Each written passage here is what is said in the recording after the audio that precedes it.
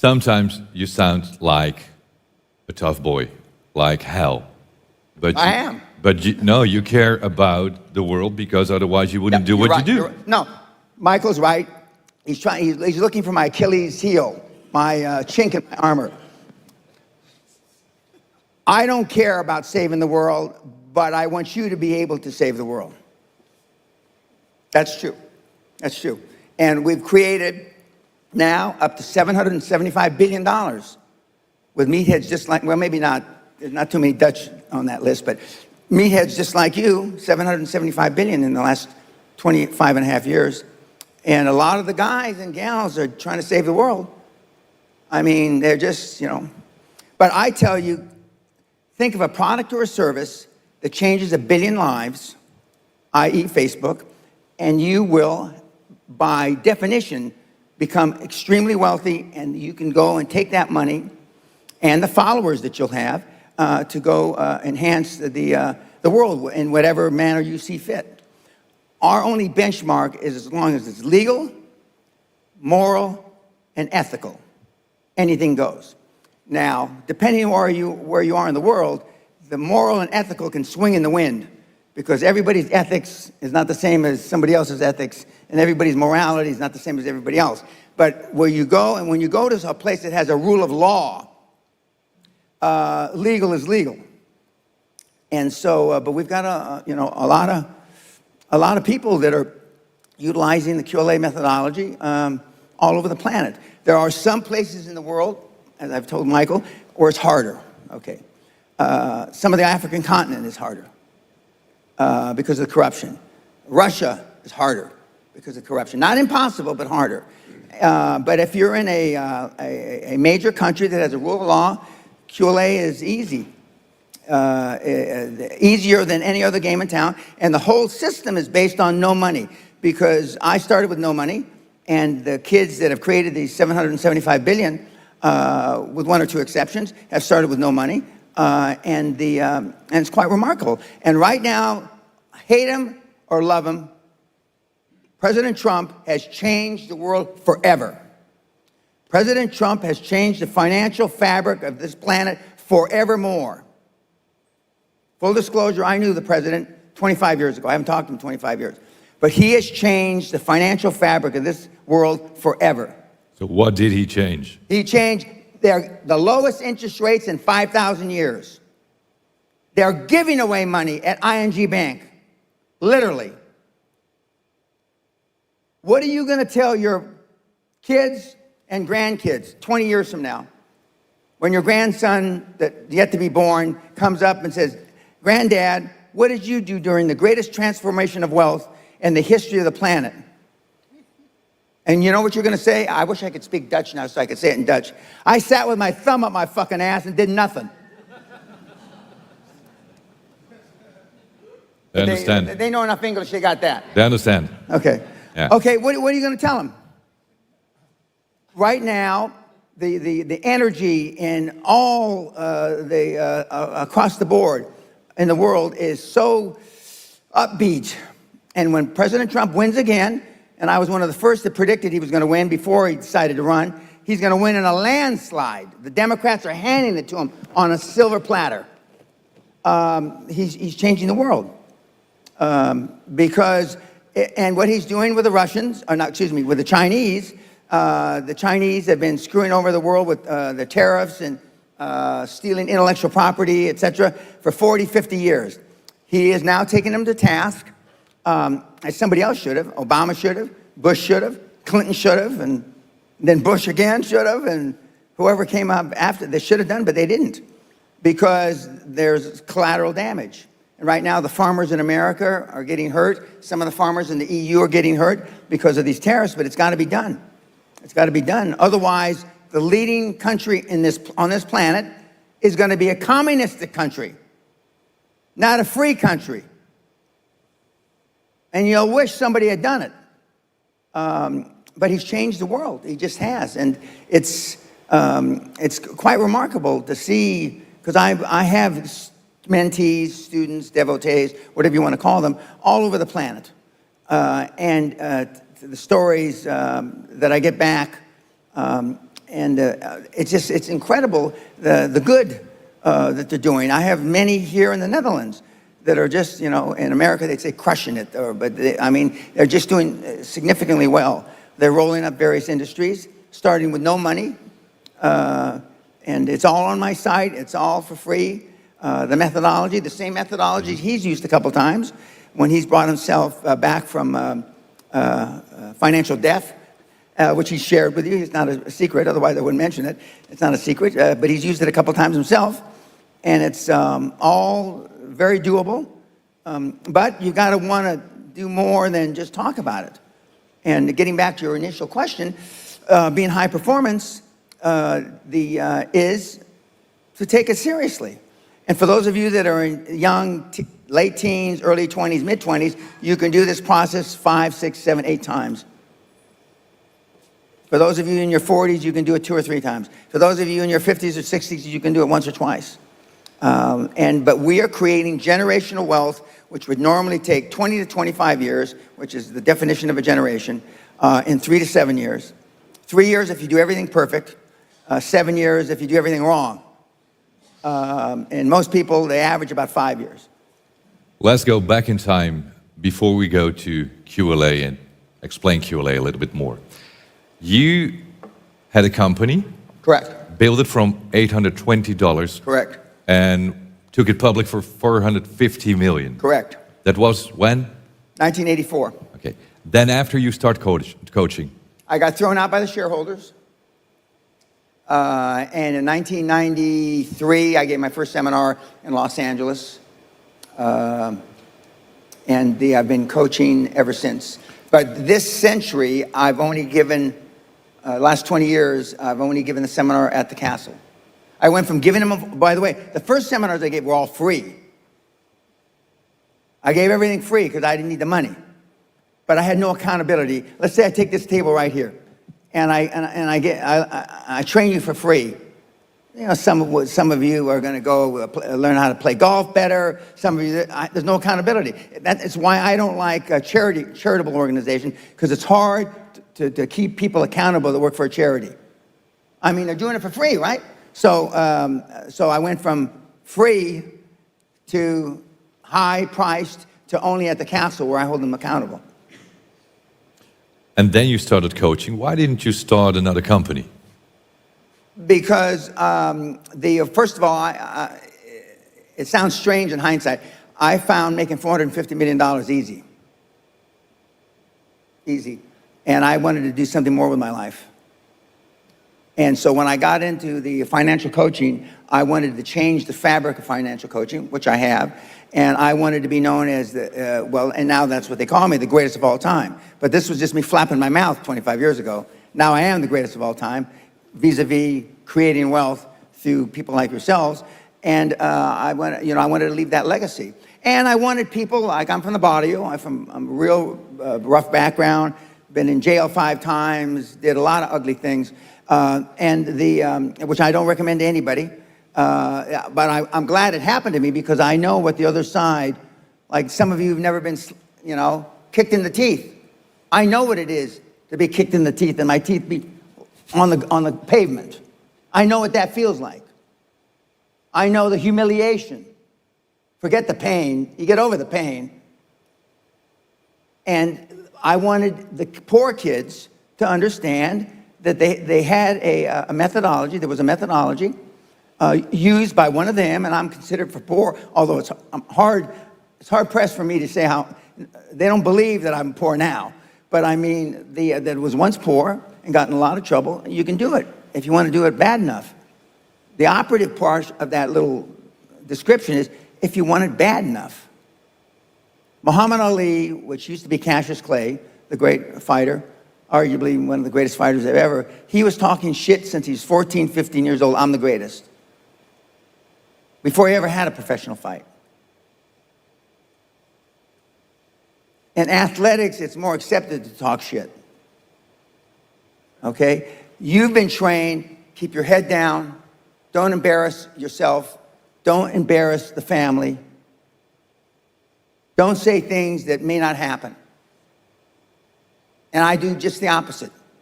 I tell you to set goals beyond your lifetime. I tell you to set goals as soon as humanly possible. When kids come to me, they want to make $1 million, 10 million, you know, and then when they've made 100 million, they say, Mr. Pena, we would have never, ever dreamt that we could create 100 million until we met you. You will never exceed your highest expectation. You will never exceed your highest, craziest thought. Never. That's a guarantee. And so then why, other than you've been taught by your parents in conventional wisdom, to set low goals? They've told you, the theory is you set low goals so then you can stair-step achievement and you won't be as disappointed when you fail. That's the theory. But normally the person or the persons that have proposed that theory are poor. And but QLA's there. Most people who come to the castle pay about 16,000 euros. It's about in euros. That's a lot of money for most people. Are they poor? How do they get the money to go to the castle? And why they do Well, it? the castle is sold out for a year, so don't bother going to the bank and going borrowing any money. Please, don't bother my office. I'm not here to sell you a castle, believe me. But they fall into three categories, the kids that come to the castle. And I call you all kids because I'm either old enough to be your father or grandfather, okay? Now, in an audience I was a couple days ago, there were actually two guys my age. So, and one couldn't hear, and he's trying to go like this, you know. But he says, I can hear you, Mr. Pena. Well, that's good, because it's very seldom that somebody in the audience can't hear me. So, they fall into three categories. 10 years ago, my demographics were between 40 and 55, meaning the people that came were interested in me. 10 years later, my demographics are 15 to 35. 15 to 35. Now, the people that come, a third of them don't have a pot to piss in nor a window to throw it out of. They don't have 2 euros to rub together. They don't have 2 euros. They've either taken a mortgage out on their house, and in the United States, they can even get student loans, which I don't understand that exactly. But I mean, they get student loans. And of that third, half are still in school, living at home. Okay. The next third have businesses that really aren't real businesses. All they are is they've produced a job for themselves, a job for their wife, a job for their, you know, their cousins. They're doing between 300,000, 400,000, 500,000 euros a year in business and maybe 2 million euros in business. They've got a business that barely gets along. A third of them have been reasonably successful vis-a-vis conventional wisdom. They've got businesses 5, 10, 15, 20 million. We've had some people that actually had some serious money. So those third. But that's no representation of who's successful. Because the third that already have money figure out this is too much fucking work. Okay? The third that's in between, life has a way of catching up. Their mother is dying of cancer. And I'm not saying this because it's funny. Their 9-year-old daughter gets pregnant. 9. And their whole life, you have a 9-year-old daughter that gets pregnant and you keep her, your whole life changes. I've seen it with my own eyes. Okay? And the third, the kids have less baggage. We have kids, the only asset they have is a 15-speed bicycle, which kind of puts the same category you're in. A 15-speed bicycle. For those of you that have done any research at all, on my website, we have teenage multimillionaires flying around in their own jet planes. Teenage multimillionaires flying around in their own jet planes. They understand that? I think they do. Okay. You should be embarrassed. Teenage multimillionaires flying around in their own jet plane. And he's the one that had the 15-speed bicycle. That's why I use it a lot. He's not a teenager anymore. He's 21. If he were standing right here, Josh Kim, He's half Korean, half Caucasian. But the one thing that they all have in common is they're fucking hungry. Hungry for a better life. Hungry for change. Hungry for the tough love their parents didn't give them. So is that what it needs? You have to be hungry. You need to feel the pain. Growth only comes through pain. You probably don't have any athletes in the audience. But anyway, for those that have read about being an athlete, no pain, no gain. It's the same in life. Elon Musk, Steve Jobs, Dan Pena, Ted Turner, amongst a whole bunch of others, all had one thing in common. We all slept in our office the first 5 or 10 years of our business life. Slept in our office the first 5 or 10 years of our business life. I think we would like to know, how does it work? The QLA principle. Okay. The basics. What can you teach in? There's only one moving part to the QLA model. How does it work? Okay, I'm going to tell you right now. There's only one moving part. If it was a two-moving part, I couldn't explain it to the Dutch guys. But since it's only got one moving part, I'm giving you the benefit of the doubt that you can get this. Motivated seller. Now, I know it's not politically correct to talk about having sex with 1,000 partners anymore. But rock stars got nothing on Dan Pena. I got more ass than a toilet seat at a fucking bus station. And I was proud of it. How? Because I asked. The squeaky wheel gets the grease. And you've been taught all your life not to ask. To politically fit in. So the one moving part is a motivated seller. Now let's say that this table are all in IT. This table is in manufacturing. This table is in medical services. And this table is in construction. Of these 5 tables, or 5 industries I just mentioned, you're looking for a seller that is between 55 and 70. He has no line of succession, meaning he has nobody to leave the business to. Because most children today don't want to have anything to do with their parents' business. There's no succession planning. So there's got a guy, 68 years old, he's been in the business 35 years, he's built up a construction company to 5 million euros a year.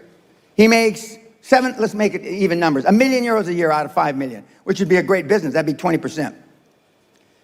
What's he gonna do when he drops dead? He's gonna drop dead, right?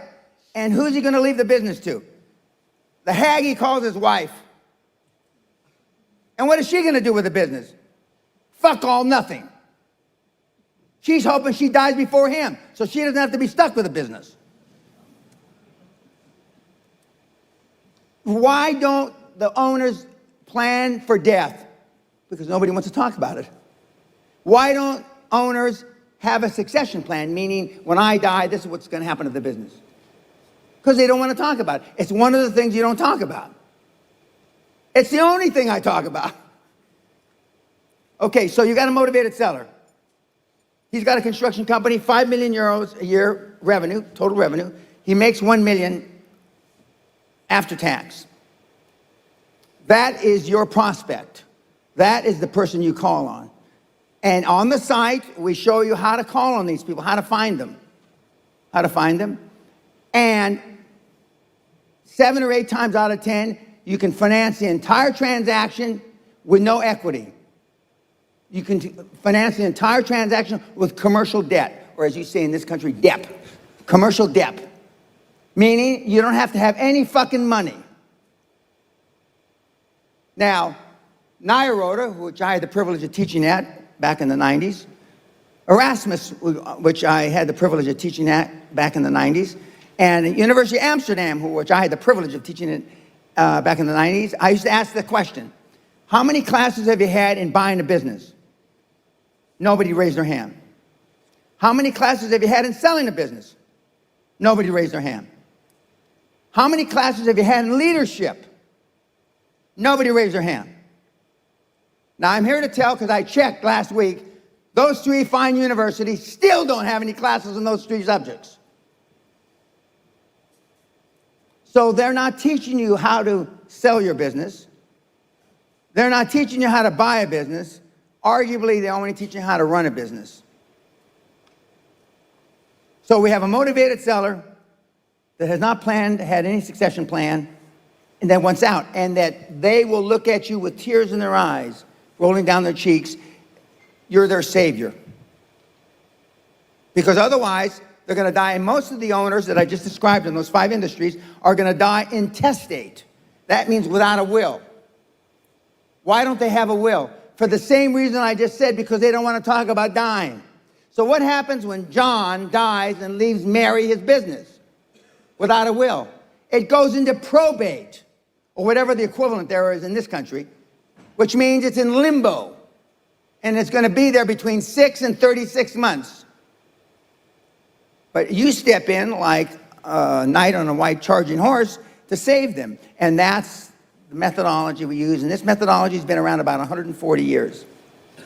And the first person to think of this, and it wasn't Dan Pena, Andrew Carnegie, the wee Scot, arguably the first really wealthy guy on the planet, who happens to coincidentally come from right down the road from where I live in Scotland. That's what QLA is. It shows you how to go in and buy the businesses for little or no money out of your own pocket and using commercial debt. And what Trump has done to assist you, even though you may not like him, is because now interest rates are at the lowest in 5,000 years. And I hear they're going to go lower in America. And when America sneezes, Holland catches a cold. So if interest rates go lower in America, what do you think is going to happen here? Interest rates are going to go lower. And that's what the QLA is, and it's a simple process. And he followed QLA. This is his 3rd time around. But he bought businesses with no money, right? Right? I mean, he did it. And it doesn't, it's nothing really hard. Now, why doesn't ING Bank tell you this? Why doesn't Rabo tell you this? And whatever the other Dutch banks are, right? Because this methodology I just described to you has little or no fees. I'm going to repeat myself. Little or no fees. There's no investment banking fee. There's no management fee. There's no succession fee. Because you're using commercial debt. And that's why they don't tell you.